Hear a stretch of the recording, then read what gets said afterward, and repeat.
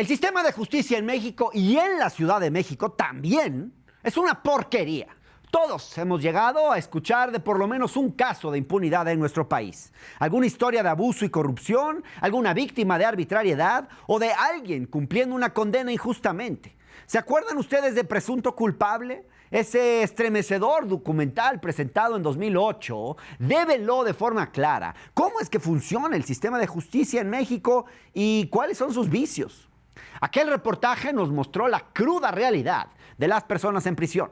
La gran mayoría, está pagando una condena en la cárcel por algún delito que simple y sencillamente no cometió. Han pasado 15 años desde que conocimos el caso de Antonio Zúñiga Rodríguez, el protagonista precisamente de Presunto Culpable, y la justicia sigue en las mismas. En México hay un gran número de personas condenadas injustamente para largos años de prisión. Según una encuesta de INEGI, el 44% de las personas en reclusión dicen haber sido acusadas falsamente de cometer un delito. ¿Se dan cuenta? Son casi la mitad. En ese sentido, las palabras de la abogada Ana Laura Magaloni son crudas, pero certeras. Nuestro sistema de justicia no funciona para lo que tendría que servir. En otras palabras, no ofrece a las víctimas, imputados y a la sociedad en general una explicación sobre qué sucedió y quién fue el responsable de los hechos. ¿Cuáles son las principales fallas de nuestro sistema de procuración e impartición de justicia? Primero hay que decir que la gran mayoría de las irregularidades empiezan en las fiscalías, que no realizan un trabajo adecuado de investigación, ya sea por falta de personal y capacidad, ya por el tráfico de influencias y la corrupción. Pero esto da la pauta para que después los jueces desechen casos por anomalías en las carpetas de investigación originadas precisamente en los ministerios públicos. Por ejemplo, las fiscalías presentan acusaciones sin pruebas o con pruebas falsas, realizan detenciones sin orden de aprehensión y no presentan a los imputados ante el Ministerio Público. También obtienen declaraciones bajo tortura, desechan pruebas a conveniencia y a contentillo y, por si fuera poco, no siempre se facilita la asistencia de un abogado a los imputados, lo que los deja en franca vulnerabilidad y representa una violación a sus derechos y una falta al debido proceso. Al hablar de impartición de justicia, las irregularidades y los problemas se multiplican. La corrupción es el primero de ellos. La influencia económica en el sistema genera impunidad y hace de la libertad un privilegio exclusivo de quienes pueden pagarla sin importar que sean culpables o inocentes. La corrupción de los juzgadores beneficia a los delincuentes y hace que los delitos cometidos no sean sancionados o, peor aún, que se castigue al inocente. La instancia encargada de vigilar la conducta de los jueces y magistrados es el Consejo de la Judicatura Federal, creado, como ustedes saben, en 1994. Sin embargo, muy a pesar de esta instancia, las redes de corrupción y el tráfico de influencias son prácticas cotidianas dentro del sistema. Otra de las fallas inaceptables dentro del sistema es cuando se hace uso de la justicia con fines políticos. Esto es algo muy común, cuando el aparato de justicia se utiliza como mecanismo de control o de persecución política. Todo esto ha llevado a una crisis de derechos humanos derivada de un sistema penal que tiene en prisión a personas que no cometieron delitos. Y lamentablemente hay casos en los que los imputados pueden pasar años y años en prisión sin recibir una sentencia. Otro de los males del sistema es el nepotismo. Muchos de los cargos en el Poder Judicial son ocupados por familiares, amigos y, bueno, en lugar de que al frente esté gente preparada y que tenga algún mérito propio para estar en el puesto, quienes están son los acomodados. Esta suerte de cofradía nepotista pone en segundo plano la búsqueda de la justicia por el beneficio personal de unos cuantos. Según una encuesta hecha por una organización internacional, el 68% de expertos y usuarios de la justicia tienen la percepción de que tener familiares dentro de los juzgados y tribunales federales es un factor decisivo para su contratación y promoción. Si el ingreso, permanencia y ascenso en la carrera judicial no dependen del mérito y profesionalismo de los funcionarios que la integran, ¿qué podemos esperar de la impartición de justicia? Algo de esto cambió durante el tiempo en el que el ministro Arturo Saldívar fue presidente de la Suprema Corte, pero no lo suficiente, porque la reforma al Poder Judicial, hay que decirlo, se quedó bastante corta. El propio presidente de la República ya lo ha dicho en días recientes. La justicia necesita reformarse en este país.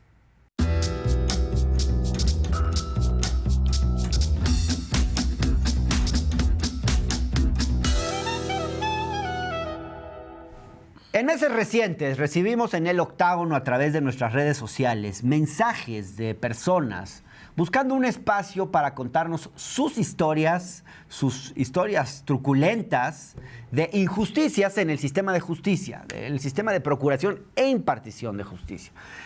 Y como en el Octágono creemos que el principal objetivo de hacer periodismo es servirle a la gente, y pues esto nos lo pidieron ustedes, decidimos brindarles un espacio precisamente a esas personas que nos escribieron para platicarnos de sus casos. Y para comentar estos casos y qué pasa en el sistema de justicia, invité hoy a Ana Laura Magaloni, que es abogada constitucionalista y que durante mucho tiempo se ha dedicado a reflexionar sobre los problemas de la justicia en México. Gracias, Ana Laura. Ay, gracias por estar a ti, aquí. Hernán.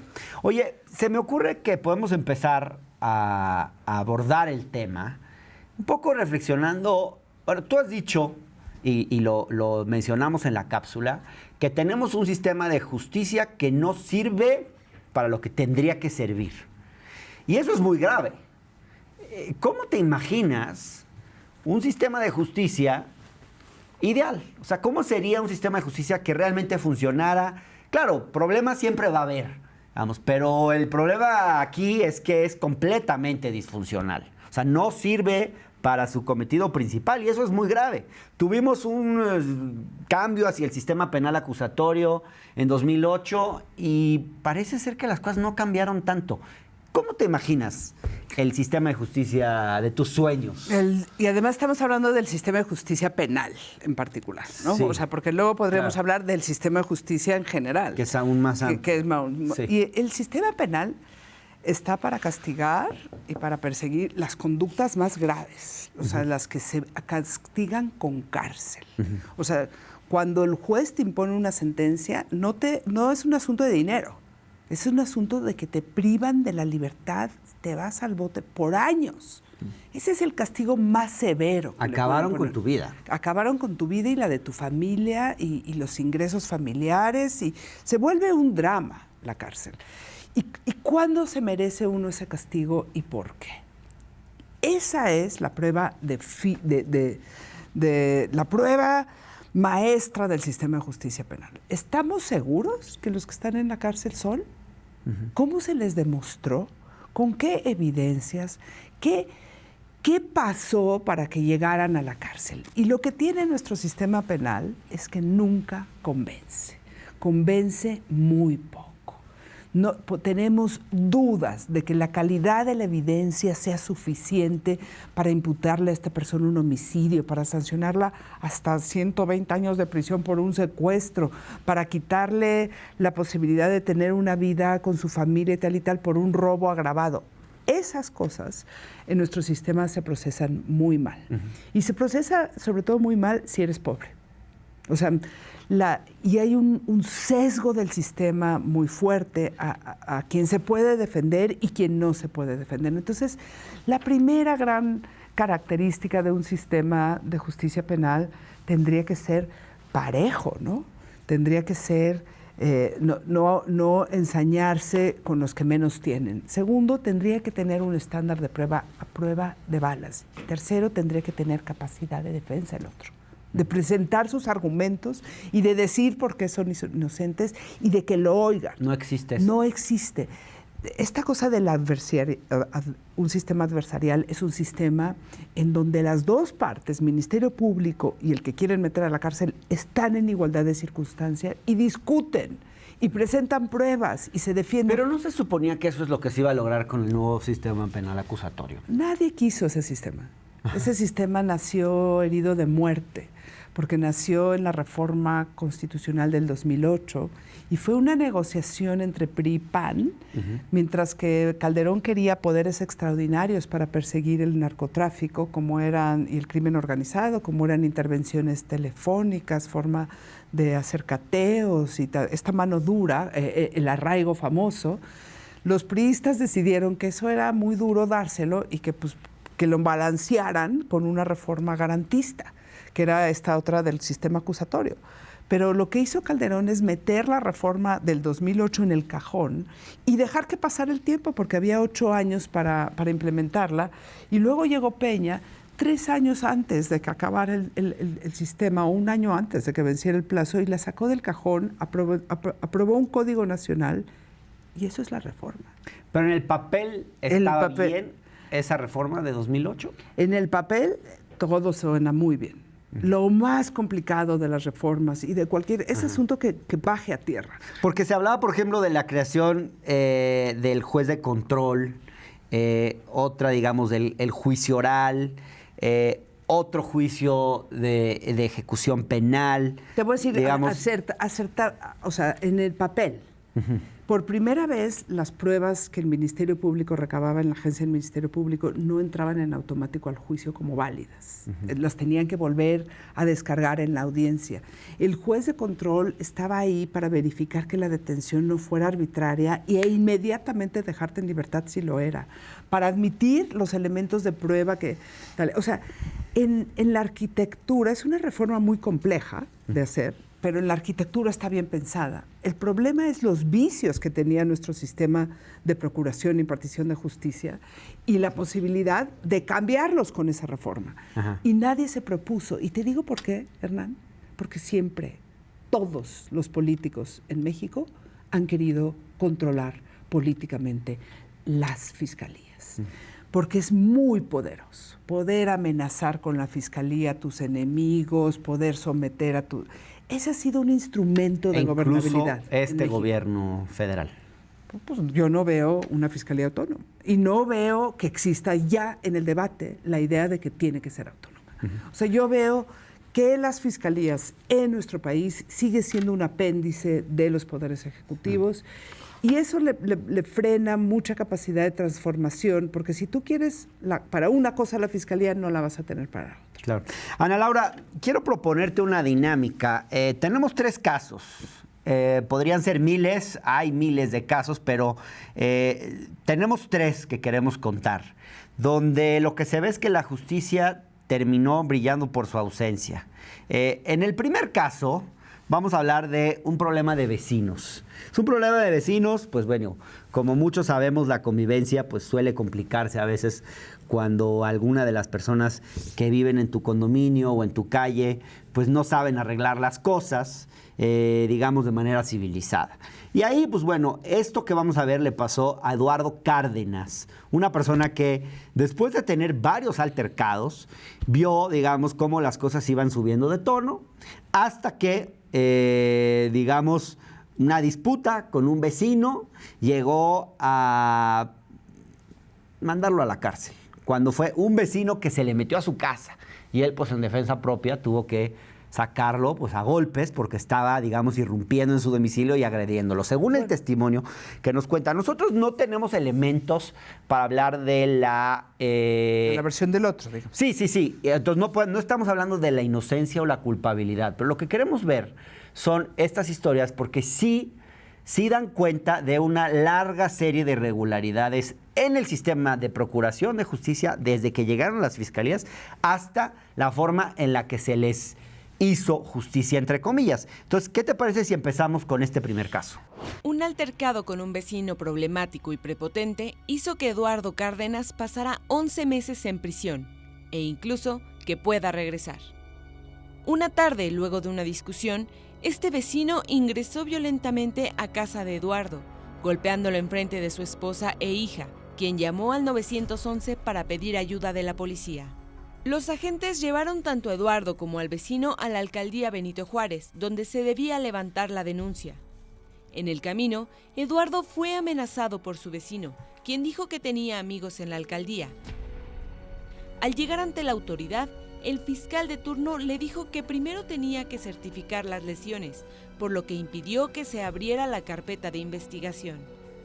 Después de que lo atendieran en el Hospital Joco, Eduardo llegó a la alcaldía solo para encontrarse con que su agresor había levantado previamente una denuncia en su contra, cambiando todo el orden de los hechos, lo que provocó que se quedara detenido, acusado de causarle lesiones a su vecino. Posteriormente, Eduardo terminó en el reclusorio, pues de alguna manera se alteró su carpeta de investigación. Ya no estaba detenido por lesiones, algo que no lleva a nadie a prisión. Ahora, la acusación era por intento de homicidio, es decir, que de un día para otro le habían alterado su caso. Este cambio, aunado con otras anomalías, como que no le dejaron planear previamente la defensa con su abogada, le provocó a Eduardo 11 meses en prisión. El juez de la causa había pasado por alto las pruebas que tenía a su favor, certificadas con peritos. Su caso fue apelado, y en esta segunda instancia, un juez le concedió la razón a Eduardo. Sin embargo, su vecino se amparó y ahora la sombra del regreso a prisión vuelve.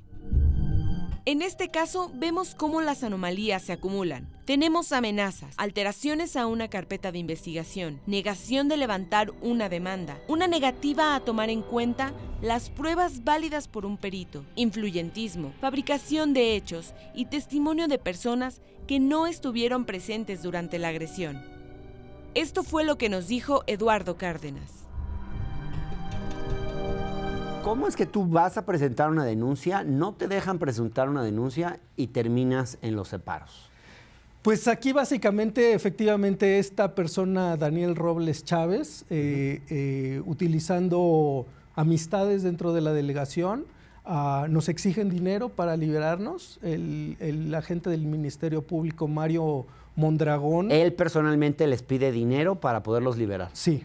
¿Cuánto sí. les pide? Le pide a mi esposa 20,000 pesos. Ajá. Para salir del problema. ¿Ustedes acceden? No, ella sabíamos que teníamos todo a nuestro favor, porque tenemos registro de que llamamos al 911, de que pues nosotros tenemos el video de los hechos después de lo ocurrido, y ella se rehúsa diciendo que no va a pagar algo que no debería. Entonces, ¿te cae una acusación por intento de homicidio? No. Ellos meten levantan una carpeta de lesiones dolosas con arma blanca. Eso es lo que meten en ese momento. Así es. Ellos me ingresan con eso.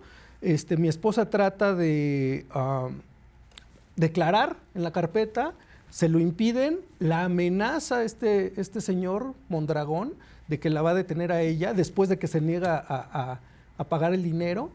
Al día siguiente. ¿A ella por qué? Porque en las declaraciones ya esta persona dice que... Involucra a los dos. Sí. Sí. Okay. Sí, involucra a mi esposa diciendo que ella lo agarra y que yo le pego con un hacha en la cabeza con la intención de matarlo.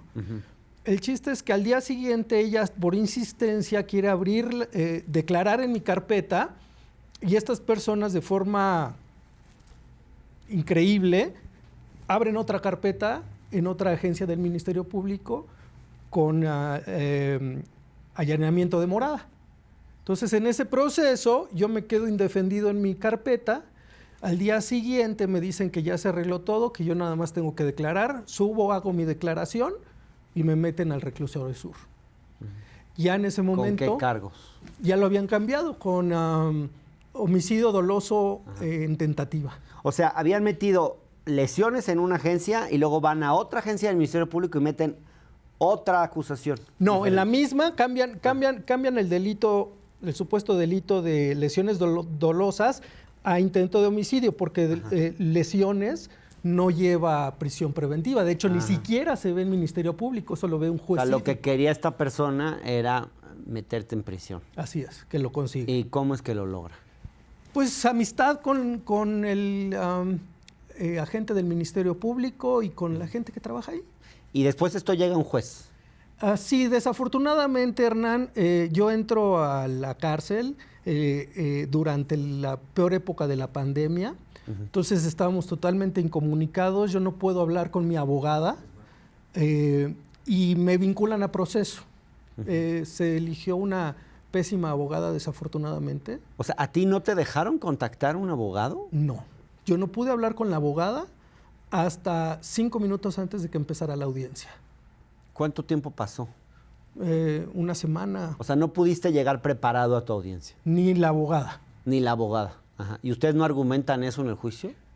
Sí, ahí viene una serie de procesos en los que nosotros tratamos de zafarnos de esta situación porque me están vinculando a un crimen que no existe y pues simple y sencillamente falta de experiencia nos pone en esta terrible situación. Mi familia sale sumamente dañada de todo esto y toman decisiones que en su momento pensaron que eran buenas y nos perjudican. ¿Y cómo procede el juez? Bueno, me vinculan a procesos, empieza a meter primero la situación de la ciudadanía, que de acuerdo a un convenio en Viena, yo tenía derecho a esto y se me negó, y por ese motivo se debió haber sido nulo el juicio, pero pues tampoco funcionó. Después viene ya lo que es el juicio, y desde un principio el juez Alfonso Dávila del Reclusorio Oriente, totalmente marcado para entender de que yo era culpable, sin antes ver nada. Tenía consigna el juez. Sí, ese juez es conocido internamente de que siempre condena. Ajá. Que inclusive los policías que me trasladaban decían, no, este juez... ¿Crees que hubo corrupción en el juicio? Pues más... ¿Tienes claro que hubo corrupción en la fiscalía? En la fiscalía es totalmente corrupto porque ellos saben que yo fui el que denuncié. Ajá. Durante el proceso del juicio demostramos que nosotros habíamos llamado al 911, demostramos que no había testigos de ellos, hubo todas las pruebas científicas de la fiscalía apuntaban a apoyar mi versión.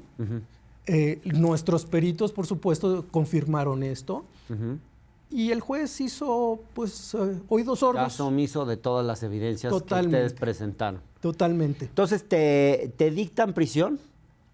¿Por cuánto tiempo? ¿O qué es lo que pasa ahí? Durante el proceso me aviento 11 meses dentro del Reclusorio Sur, que fue... Con prisión preventiva. Con prisión preventiva. Una verdadera pesadilla para mí, pero sobre todo para mi familia. Mi hija, mi esposa, mis hermanos, mis padres. Y después, de forma totalmente increíble, el juez desecha toda la evidencia que tenía, porque al final de cuentas hay pruebas científicas que denotan que esto no fue como la supuesta víctima dice. Durante este proceso, la supuesta víctima siguió extorsionando a mi familia, le pidió a mi esposa 480,000 pesos para que liberara a ella de esta situación, obviamente entendiendo que tenía vínculos en la fiscalía.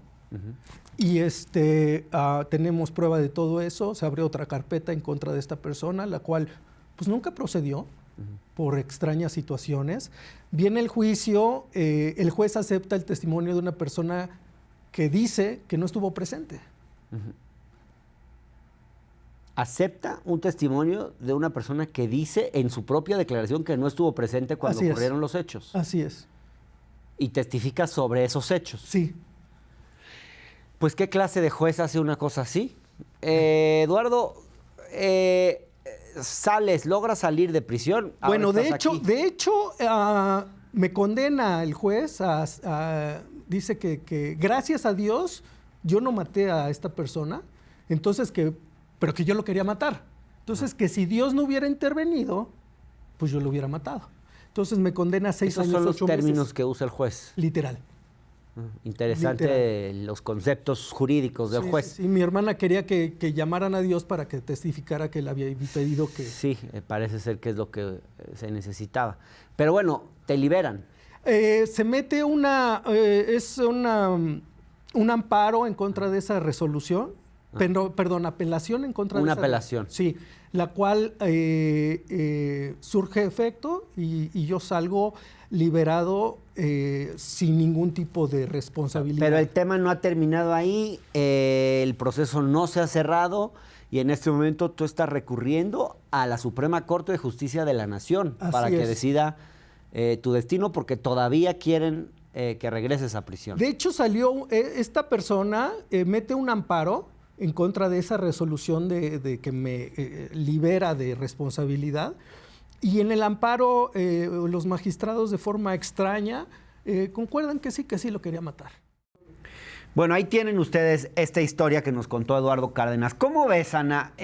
A mí me llama la atención la corrupción que se da desde la Fiscalía. Ayúdanos, por favor, a entender bajo qué situaciones una delegación de la Fiscalía se puede negar a abrirle una carpeta de investigación a alguien que quiere presentar una denuncia como le pasó a Eduardo Cárdenas. ¿Es normal que suceda algo así? Sí, es normal. No debería suceder, pero es normal. O sea, nuestra ventana de entrada tiene muchos filtros, aunque no por la ley ni por el proceso, sino porque ahí se gestiona y se administra la impunidad. Y entonces, si tú ya le vendiste a alguien, si tú ya eres un ministerio público que está sesgado a favor de no sé qué, empiezas a manipular el sistema y empiezas a pedirle dinero a la... Yo te lo freno por 20,000. Ese es dinero, ¿no? Entonces, esa puerta de entrada de quién le da más y a quién frenan, y en ese lugar de discrecionalidad lo que necesitas es un buen sistema donde eso no pueda pasar, digamos. Pero eso, como una de las funciones que ha desempeñado el Ministerio Público, es administrar el mercado de la impunidad. La segunda cosa que no es trivial y que es lo que más me llama la atención de esto, es la razón. Este es un pleito. O sea, ¿de verdad vamos a meter a una persona a la cárcel porque se peleó con el vecino? O sea, esto tendría que tener una forma de gestión mucho más de, a ver, tú ya no le metas y si pasa, o sea... Gestión de paz. De gestión gestionar ese conflicto, porque meter a alguien en la cárcel es tan grave para su vida, que es costosísimo para todos, para la familia, y para la sociedad mexicana, porque salir de la cárcel ya no es lo mismo antes que después. Y no vas a encontrar trabajo, y te vas a sentir súper resentido. Entonces, la pregunta de ¿a quién deberíamos de encarcelar? Esa es la primera. Pero como hay tanto delito tipificado, y te puedes, y daño en propiedad ajena, no sé qué, o sea, de verdad, si yo hiciera una reforma, diría, ¿cuántas cosas tenemos que quitar del Código Penal? Porque eso solamente destruye nuestra capacidad de vivir en armonía y en sociedad. Porque este castigo es tan severo que le estamos destruyendo la vida a mucha gente por meterlos ahí. Este pleito, no sé quién tenga la razón, pero este pleito se debe de gestionar, no con la cárcel. Ahora, me llama la atención en este caso, por ejemplo, la facilidad con la que se cambian los cargos de una denuncia. Aquí pasamos de lesiones a homicidio doloso. La purita arbitrariedad. Y de ahí a tentativa de homicidio. Exacto. De nuevo pregunto, ¿esto es normal? No debería pasar, así es. Es normal, pero no debería pasar. Así pasa en nuestro sistema. Y todo eso eleva la posibilidad de lo que estás dispuesto a pagar. Ajá. ¿No? Y lo que me parece delicado es que lo que cuenta, y que es idéntico, que los jueces no hacen nada. Que los jueces parecen como unos meros ratificadores, mientras que los papeles suenen que están en orden y las no sé qué, como que no ponen ningún filtro. ¿Por qué los jueces son menos ratificadores? ¿Hay complicidad con las fiscalías? La historia política del país nace así. La historia de las fiscalías eran los poderosos y los jueces como validaban la legalidad. Quitar esa cultura autoritaria es de las cosas más complicadas que tenemos enfrente. Y yo creo que el nuevo sistema sí les ha dado más instrumentos a los jueces. ¿Están más empoderados? Están mucho más empoderados y tienen mucho más de de frenar eso. Y entonces cuando no lo hacen, o no están haciendo su chamba, o están en complicidad con el MP, o ya y lo que ha pasado muchísimo es que la designación de jueces de control es algo que se acuerda con el Poder Judicial, digamos. Entonces ahí tienes una puerta fácil, que es el juez del control. Esto es el juez de control, ¿eh? Eso lo debió frenar un juez de control. Para eso están. Para eso están. Pero generalmente, como tú quieres que la seguridad pública sea la que cuente y no la justicia, quieres hacer ese camino que no como casi sin pavimentar. Entonces acuerdas quién va a ser el juez de control, que le da servicio a esta agencia y que nos ratifique todo, güey. Ahora, ese es nuestro sistema, así funciona. Menciona Eduardo que un juez desechó toda la evidencia científica que existía a su favor, él le llama evidencia científica, y a causa de esto es que estuvo 11 meses en prisión. ¿Cómo es posible que un juez determine que puede prescindir de cierta evidencia de una forma tan arbitraria?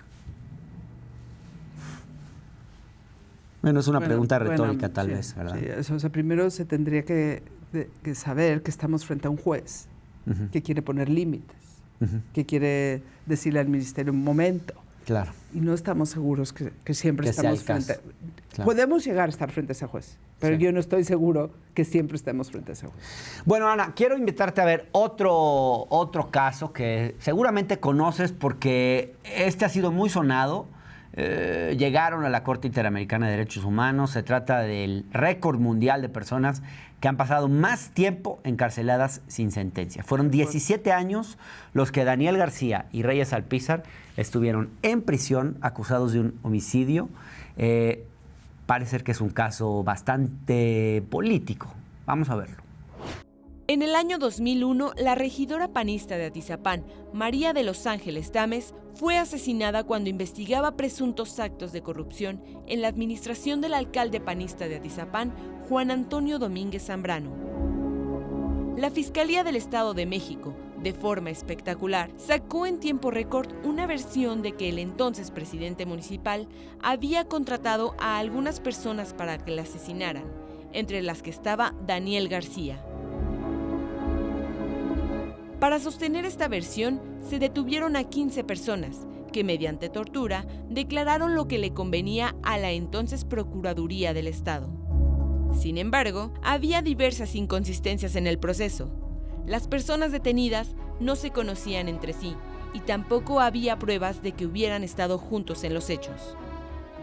Las versiones de los testigos se contraponían. Las irregularidades fueron tan graves que el principal testigo de la Procuraduría era una persona que estaba encarcelada el día del asesinato.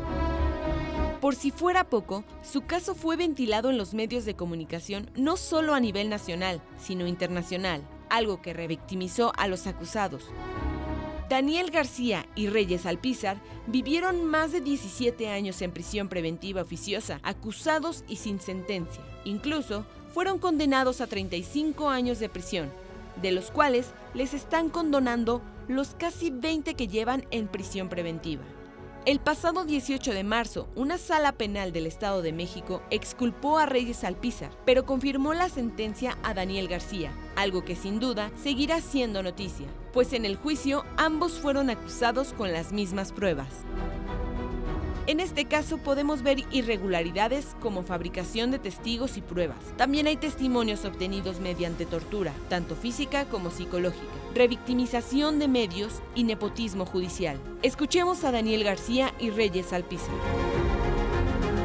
Bueno, ustedes fueron incriminados por el homicidio de María de Los Ángeles Tamés Pérez. Esto pasó en el Estado de México en el 2001 durante el sexenio de Arturo Montiel y luego pasaron los 2 sexenios de Peña Nieto en los cuales ustedes estuvieron en prisión preventiva, tanto el sexenio de él como gobernador como el sexenio de él como presidente de la República. ¿Por qué creen que se actuó de esta manera en contra de ustedes? Con tanta hazaña, además. Desde el inicio supimos, estábamos seguros de que era una acusación fabricada. La hicieron junto con el presidente municipal de entonces de Atizapán de Zaragoza. No solamente lo detuvieron y lo encarcelaron a él, también nos arraigaron y torturaron a Reyes, a mí, a mi padre, a hermanos, a primos hermanos. Fuimos 15 personas imputadas. Todos, los 13 restantes, fueron absueltos ya durante años que hubo que defenderse, unos en la cárcel, unos arraigados y finalmente todos absueltos. Nosotros, en el mismo sentido, sin embargo, a partir de que le echamos en cara al juez quinto penal de la forma que habían fabricado la culpa, desde el momento en que acreditamos que eso había sucedido, el sistema judicial del Estado de México arremetió en nuestra contra de la manera más cruel y no hubo ninguna posibilidad de defensa. Hay que recordar que el sistema judicial del Estado de México se maneja a partir de una cofradía. Sí. La propia Fiscalía hoy de Justicia del Estado de México, pues es un grupo de gente que se ha incrustado ahí de manera política y obedecen a lo que ordena el Ejecutivo, pero desde hace 50 años. Ahora, a ustedes les dictaron una sentencia en mayo de 2022. Tengo entendido que esta, digamos, se sostiene con las declaraciones de testigos indirectos, incluidos en peritajes oficiales, versiones de oídas de los testigos, así como el testimonio de Jaime Martínez, que es un personaje que resultó estar preso el día del homicidio. ¿Cómo es que se configura judicialmente este caso en contra de ustedes que parece ser tan endeble? Es que a partir de la fabricación de testigos estos fabricados, y ya cuando exhibimos la manera como lo habían confeccionado entre la connivencia de policías y agentes del Ministerio Público, es cuando detienen a Reyes Alpizar y le generan tortura de las más espantosas y terribles que pudiéramos relatar, y es cuando le obligan a firmar una declaración que perfecciona, de alguna manera, si el adjetivo cabe, la mentira. Y es en ese momento cuando ya arreglan un poquito todo lo que habían fabricado, y a partir de ahí es como ya nos involucran a los dos sin habernos visto antes. Ni Reyes y yo nos conocíamos. Ajá. Nos conocíamos allá en la cárcel. Perdón que te interrumpa, compañero. Adelante, Reyes, por favor. Lo que pasa que cuando a mí me detienen me preguntaban por esta persona, por un tal Jimmy, pero yo a la persona que conozco, a la que supuestamente se referían, yo a esa persona nunca la conocí con ese calificativo, con ese apodo, con ese alias. Yo lo conocí por su nombre, que es Jaime, y si acaso un alias que es como James, pero ellos sabían también que él ya estaba, el día de los hechos él estaba preso en Tula porque ya lo habían investigado a raíz de lo que yo les había dicho.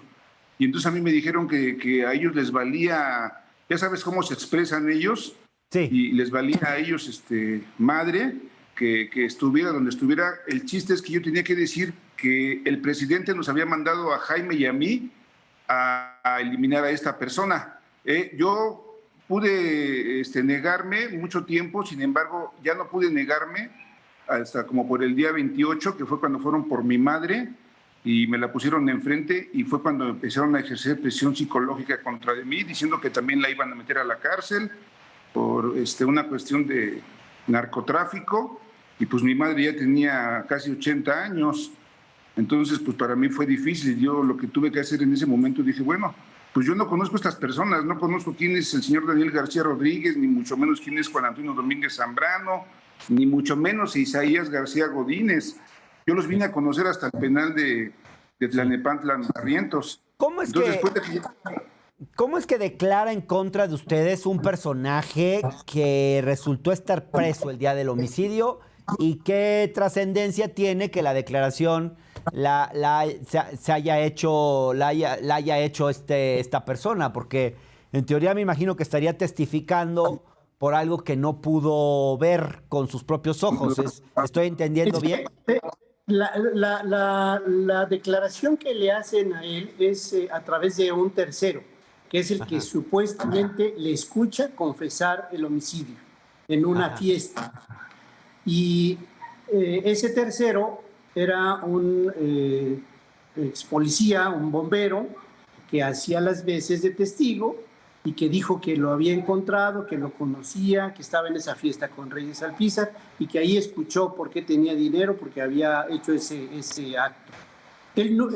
Jaime Martínez Franco nunca lo quiso traer el juez, a pesar de que estaba preso en una cárcel de Hidalgo. Desde allá le mandó una carta al juez, le dijo que él no pudo haber sido el asesino puesto que estaba preso ese día. Mandó su acta de nacimiento, su cartilla, su credencial de lector, se identificó plenamente y el juez dijo: no lo puedo traer porque allá está con un alias y en esa razón no lo puedo traer.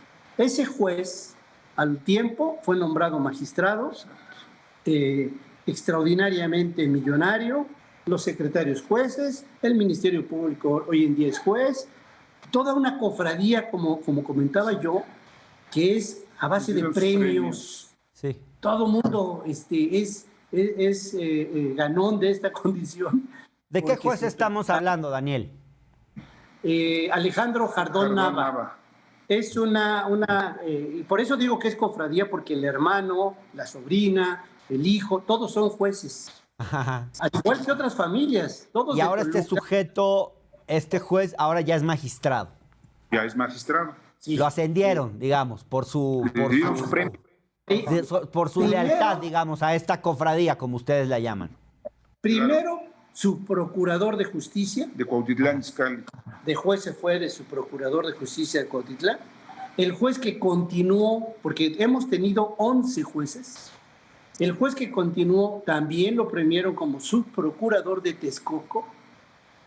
Hay una jueza que tuvimos en el 2010 que hoy en día es presidente Marta Salgado. Del Tribunal Administrativo de la Ciudad de México. Hay jueces y premios de este tipo. Bueno, no se diga Alfonso Navarrete, que fue quien ordenó toda esta condición, Sí. que fue quien apareció, pues después se convirtió en un gran personaje a partir de estas cosas que fabricó, y no nada más en nosotros. Ahora, pareciera que detrás de la incriminación de ustedes dos hay una cuestión política de por medio, hay una disputa política y ustedes han quedado en medio de esa disputa política. ¿Por qué no nos hablan un poco de esto, de cuál es la motivación política que está detrás de toda esta trama? Cuando nos detienen a nosotros, van en contra del ayuntamiento de Atizapán, que era panista. En aquel entonces recién había ganado la presidencia de la República Vicente Fox, y el PRI, que tenía 70 años en el poder, ya no tenía su líder máximo o moral, que era el último presidente de la República, que fue Zedillo. Los gobernadores, peleándose la dirigencia nacional, como lo hemos visto en otros casos y hoy recientemente. Sí. Arturo Montiel pretende esa dirigencia y por eso convierte estas cosas judiciales en sus protagonismos públicos, publicitarios. Hay un detalle en nuestro caso muy importante que muestra eso. Aparte de que en Corte Interamericana enviamos más de 500 ejemplares de publicaciones de aquel entonces en lo que eran los periódicos. En nuestro caso, como en ningún otro, se celebraron 45 boletines de prensa desde la Procuraduría General de Justicia del Estado de México. Wow. Todos los casos, hay 1, 2, 3. Nosotros tuvimos 45 boletines de prensa que informaron durante casi 4 años el seguimiento del asunto. Claramente un caso mediatizado donde había alguien que quería sacar raja política del tema. Pues llegamos al New York Times, adelante al Washington Post, apareció, estuvimos en televisión española. Fue tal el impacto que provocaron estos, con el fin de hacerse como los paladines de la justicia, a partir de un engaño.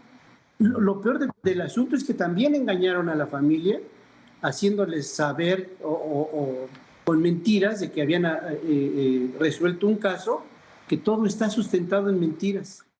17 años en prisión preventiva oficiosa. Ana Laura Magaloni, este es un caso que rompió récord mundial. O por lo menos en nuestro país es un récord, no sé si mundial, pero ¿qué está pasando con la justicia en México que tenemos casos como el de Daniel y Reyes? Este es 2001. Sí. 2001 Ese es el sistema penal autoritario. El anterior a la El Constitución. anterior a la reforma del 2008, en pleno. Tiene todo.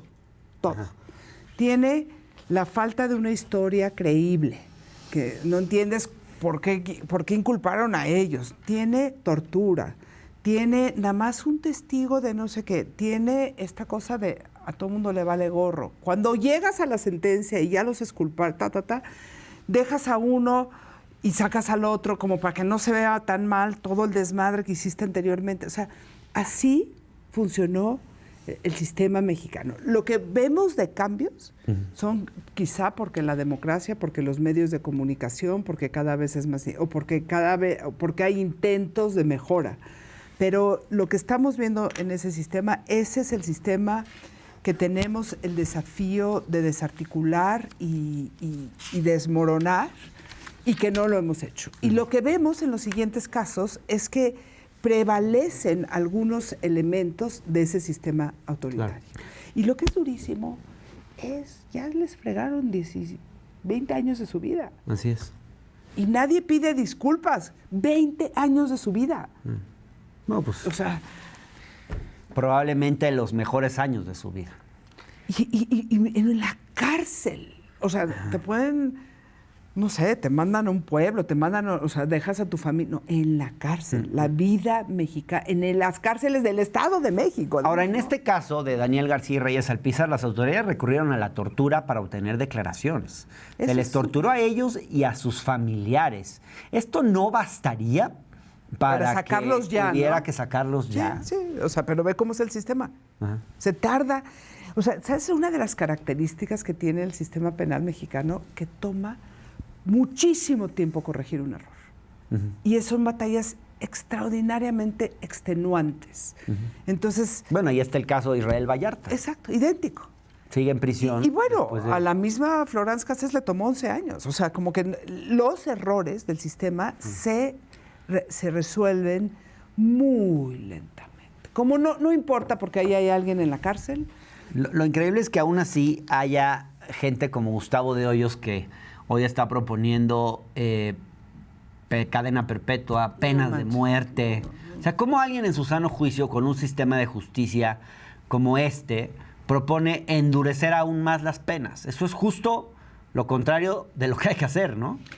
Justo lo contrario. Y además yo sí estoy segura que la experiencia de injusticia de las personas es mucho más importante que esta cosa de venguémonos. O sea, hay tantas gentes en México que experimentan de alguna forma la falta de protección de la ley, la falta de justicia, que creo que está inclusive pasado de moda esta cosa de pongámosle, que siempre está en el debate público, ¿no?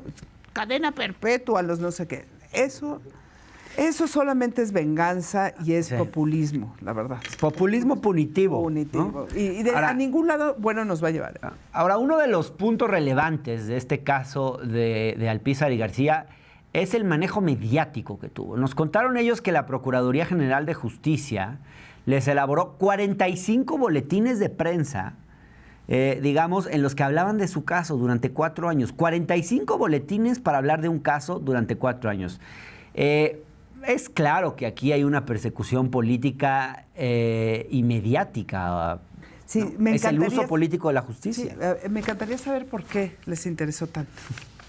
¿Qué tenía este caso? Bueno, pues la venganza esta panista. Que acabó siendo tan mediatizado. Sí.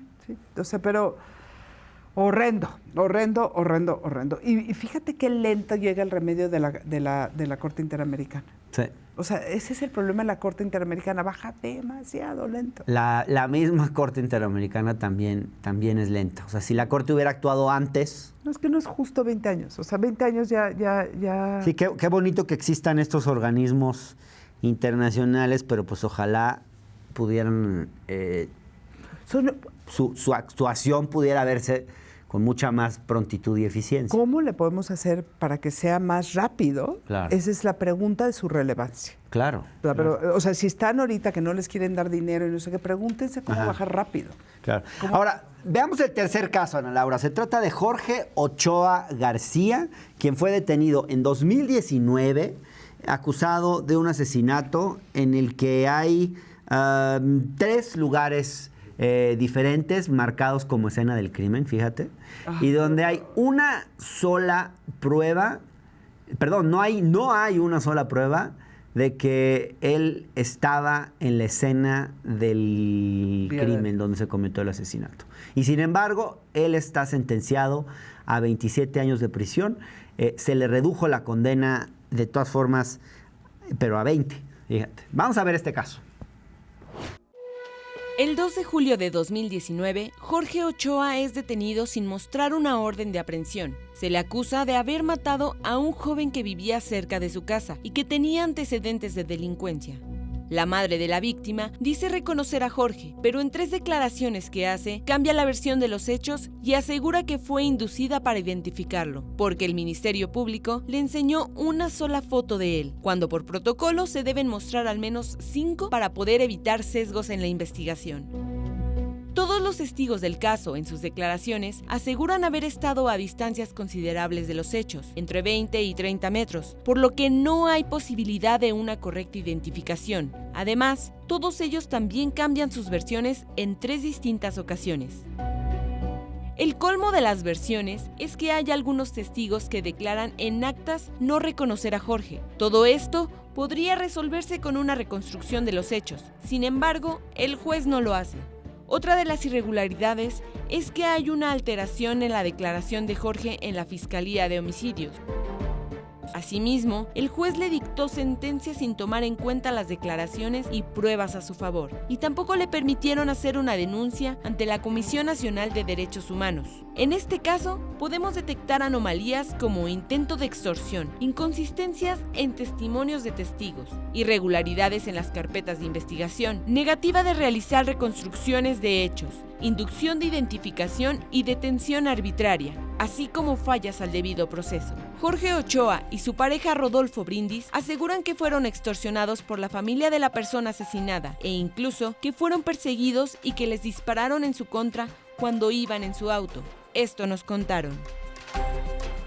Nos enlazamos ahora con Jorge Ochoa, quien está en estos momentos ya desde hace 4 años en el reclusorio Oriente, condenado originalmente a 27 años de prisión. Jorge, ¿qué tal?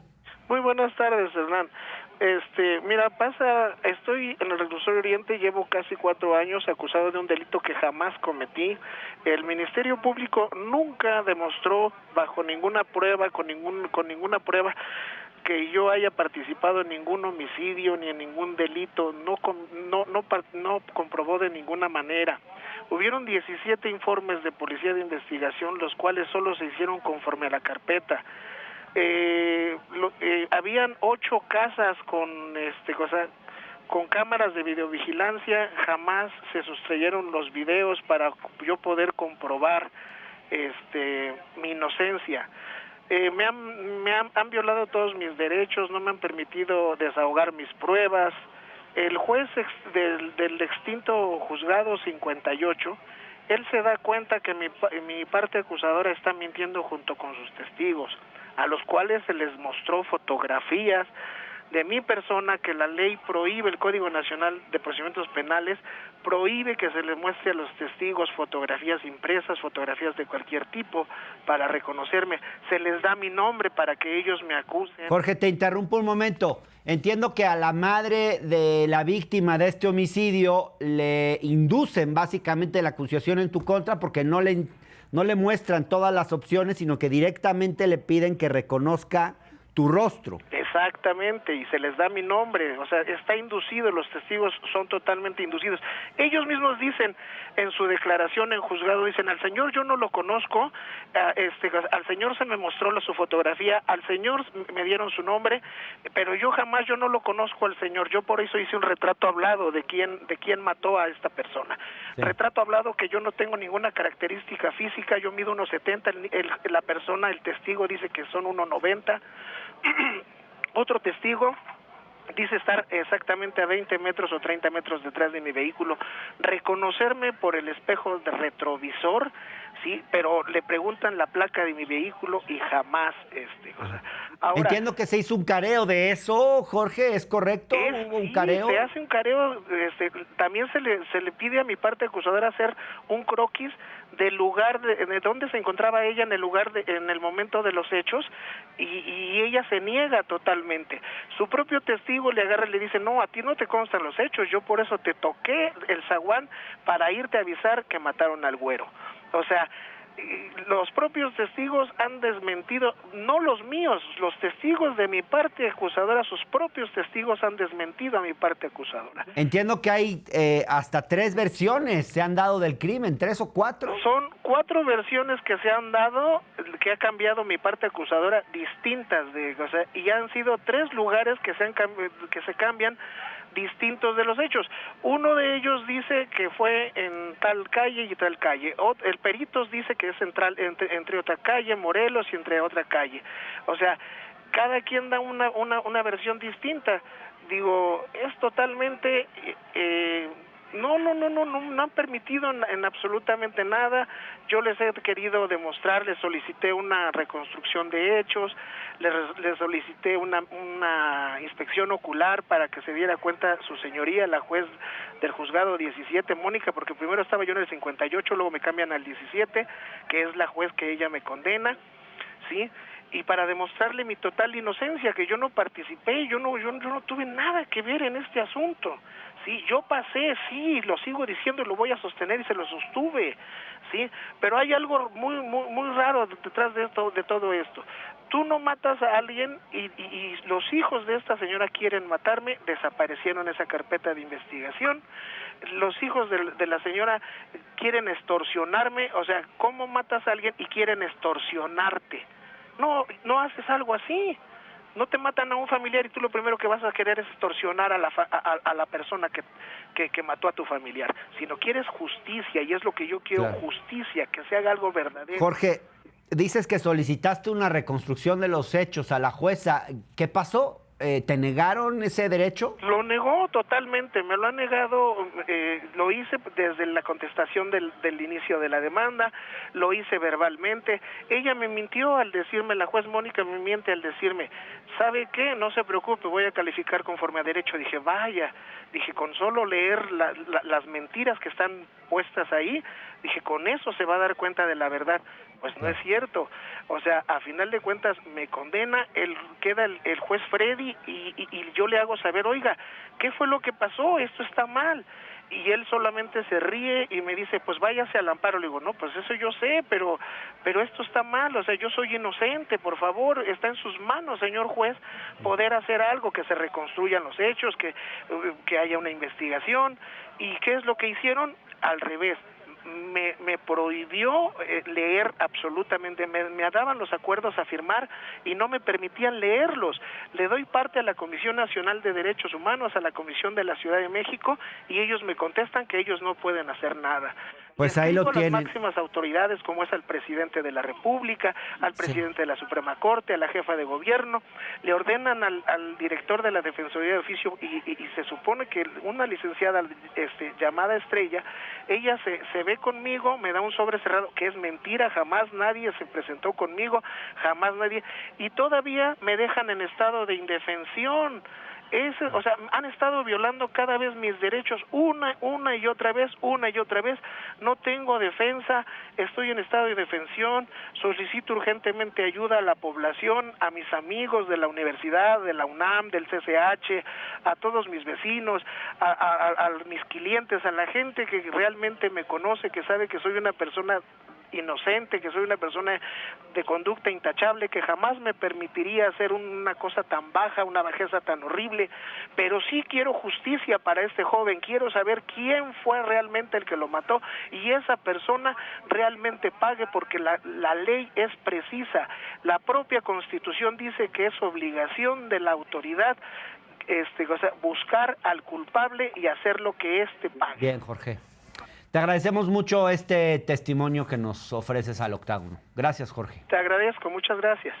Lo que alcanzamos a ver de este caso, varias inconsistencias, tanto en las versiones de los hechos, donde se presentan diferentes declaraciones, como en el lugar del homicidio, donde también se dan 3 versiones distintas. Estas irregularidades, de nuevo, ¿no ameritan a que un juez o jueza desestime el caso, Ana Laura?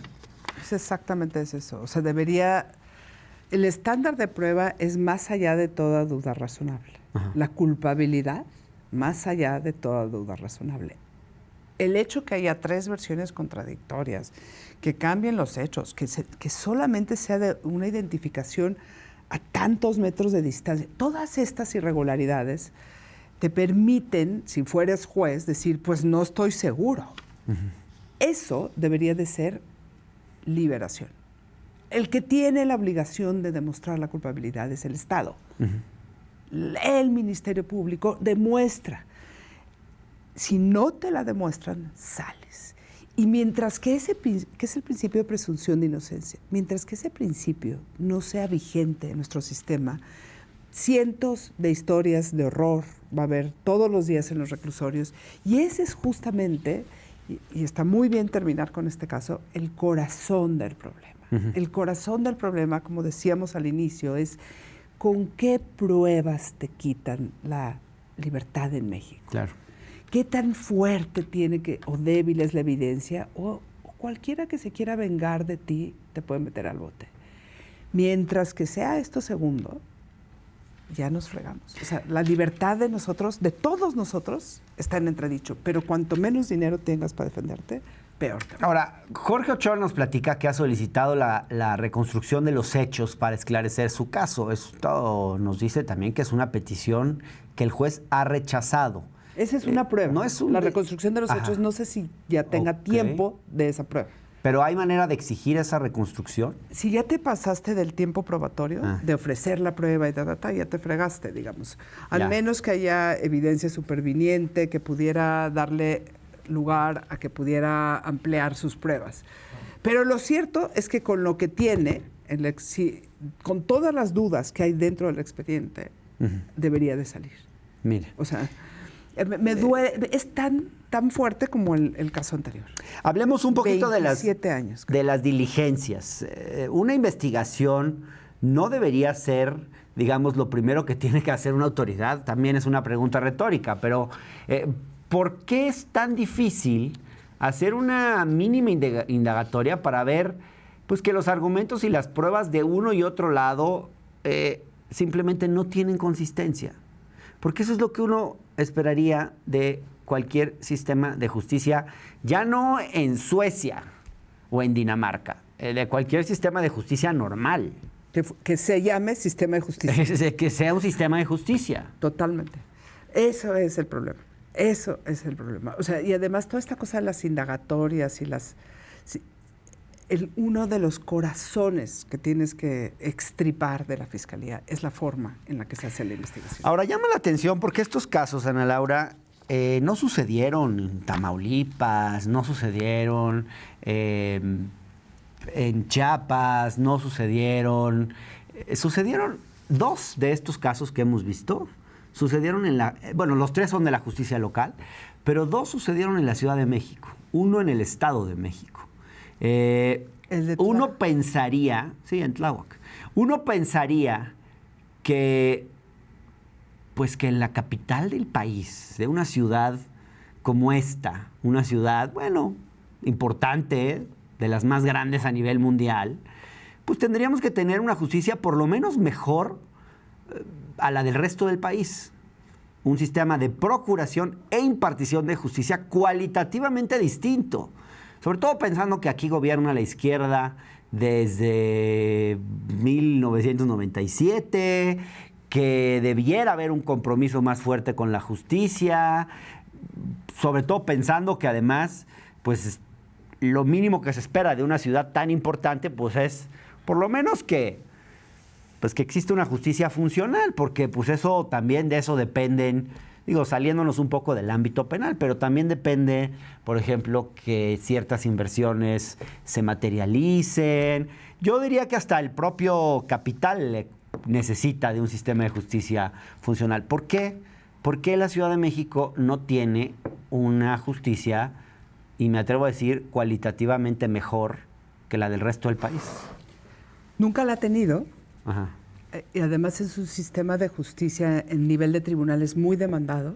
O sea, es un sistema de justicia que tiene una carga de trabajo fuerte, todavía muy manipulable, nuestro sistema de justicia, con muchas filtraciones de corrupción y de formas de comprar sentencias, muy inaccesible para la inmensa mayoría, porque no hemos construido las puertas de acceso para la gente, ni nos ha interesado.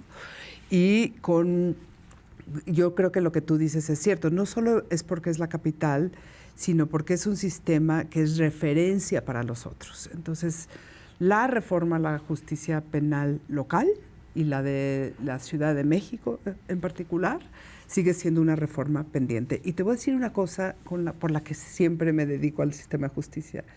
No lo vemos, pero este es el gran engrudo de la desigualdad. O sea, mientras que unos puedan comprar protección y a otros no puedan defenderse ni sentir la protección de la ley, y que todo depende de quién eres y a quién conoces y cuánto dinero tienes, eso reproduce nuestras enormes desigualdades sociales. Qué extraño que la izquierda no lo vea así. Pues esta, paradójicamente, no ha sido una agenda de la izquierda, ni de la derecha, ni de nadie. Este es un círculo vacío en el sistema político mexicano, porque yo he estado en muchas reformas a la justicia sentada y nunca se han hecho con la palabra acceso.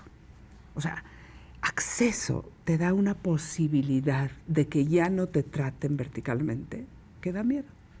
Y lo seguimos manteniendo. Pero yo soy optimista. Pues tomen nota, y yo diría sobre todo que la izquierda tome nota de esto, porque es una bandera que tiene que ser de la izquierda. Yo también creo. Tiene que ver con la desigualdad, como y lo además acabas de la decir. bandera de la derecha es el castigo punitivo a lo bestia. Sí, a lo Gustavo de Hoyos. A los Gustavo de Hoyos. La izquierda debería de hablar de acceso, de protección de la ley, de igualdad en la cancha de los derechos, de darle posibilidad de que la ley te proteja. No que tenga que pasar tu padrino a ayudarte ni a darte, no, que la ley te proteja. Sí. Eso haría una diferencia en la forma en la que interactuamos todos con todos. Pues qué lástima que no sea así, que no hayan entendido la importancia.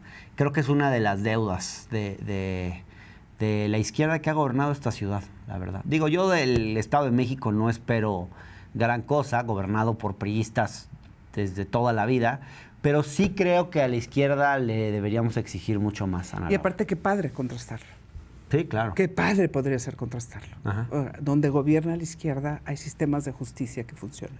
Ajá. Wow. Que sería una gran bandera que poder presumir. Ojalá y adopten esa bandera. Ojalá y todavía pueden. Próximo candidato a jefe de gobierno de esta ciudad adopte la bandera de reformar genuinamente el sistema de justicia.